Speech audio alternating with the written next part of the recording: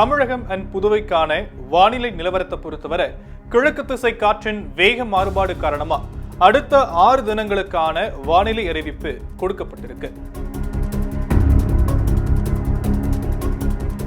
December 17ஆம் தேதி தென் தமிழகம் and வட தமிழகத்தோட சில இடங்களிலும் புதுவை அண்ட் காரைக்கால்ல இடி மின்னலுடன் கூடிய லேசானதிலிருந்து மிதமான மழைக்கு வாய்ப்பு இருக்குன்னு சொல்லப்பட்டிருக்கு.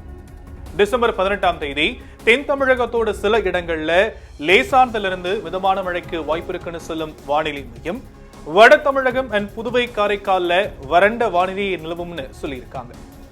டிசம்பர் 19 முதல் 21ஆம் தேதி வரைக்கும் தமிழகம் அண்ட் புதுவை காரைக்கால்ல வறண்ட வானிலையை நிலவக்கூடும்னு சொல்லப்பட்டிருக்கு.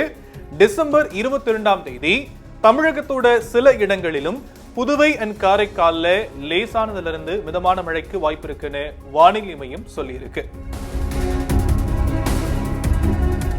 சென்னையின் புறநகர பகுதிகளை பொறுத்த வரைக்கும் 17ஆம் தேதி வானம் ஓரளவு மேகமூட்டத்துடன் காணப்படுவதோடு நகரத்தோட சில பகுதிகளில் லேசான மழை பெய்யக்கூடும்னு சொல்லியிருக்கிறாங்க.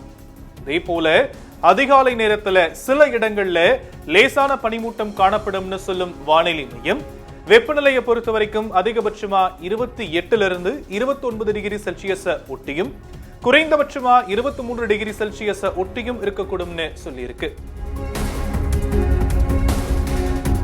மீனவர்களுக்கான எச்சரிக்கையை பார்த்தோம் அப்படின்னா டிசம்பர் 19ஆம் தேதி வரை தென் தமிழக கடலோர பகுதிகள் மன்னார் வளைகுடா அண்ட் குமரிக்கடல் பகுதிகளில் சூறாவளி காற்று மணிக்கு 55 கிலோமீட்டர் வேகத்துல வீசக்கூடும் என்பதால மேற்குறிப்பிட்ட நாட்கள் வரைக்கும் மீனவர்கள் கடலுக்கு செல்ல வேண்டாம்னு அறிவுறுத்தும் வானிலை மையம் டிசம்பர் 20ஆம் தேதி வரை வங்கக்கடல் பகுதிகள் அண்ட் அரபிக்கடல் பகுதிகளில் பெருசா எந்த எச்சரிக்கையும் இல்லைன்னு சொல்லியிருக்கு.